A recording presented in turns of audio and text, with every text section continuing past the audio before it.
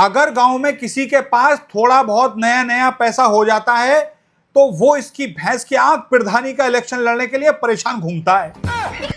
अगर सखावत भाई उससे कह दे कि यार इस बार तू प्रधानी लड़ जा, उसके बाद तो भाई साहब ये सखावत भाई के घर पे रात के 2-2 बजे तक बैठता है। और सखावत भाई भी भाई साहब रोज इसको कभी 1200 कभी 1500 वोटों से जिता के इसको भेजते हैं रोज। इसके घर पे जो भी कुछ बन रहा है तो भाई साहब वो एक कटोरी में सखावत भाई के जरूर जा रहा है। जब से सखावत भाई ने कहा है प्रधानी लड़ जा, उसके बाद तो भाई साहब ये हर दिन हर चौराहे पे प्रधानी की बातें कर रहा है। प्रधानी की बातों से अलावा इसे कुछ अच्छा ही नहीं लग रहा है। 24 घंटे भाई साहब ये ख्यालों में प्रधान बना घूमता है और बीबी से आके बोलता है गांव वाले इस बार मुझे प्रधानी लड़ाने के जुगाड़ में हैं। तो इसकी बीवी भाई साहब प्रधानी का भाई साहब सपना लिए घूमती रहती है और रिश्तेदारियों में कॉल लगा देती है अपनी बहनों को।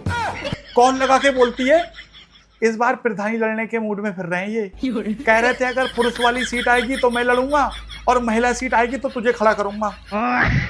और इसकी औरत पूरे मोहल्ले में रिकॉर्ड है कि एक गिलास पानी नहीं देती है किसी को।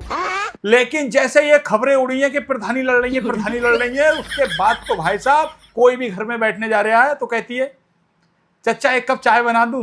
अरे पी लो चाय, इसी बहाने मैं भी पी लूंगी। अच्छा चाय नहीं पियोगे, अमरूद काट दे रही हूँ, अमरूद खा के जाना। तो भाई साहब ऐसी खातिर कर रही है जैसे नए दामादों की खातिर होती है।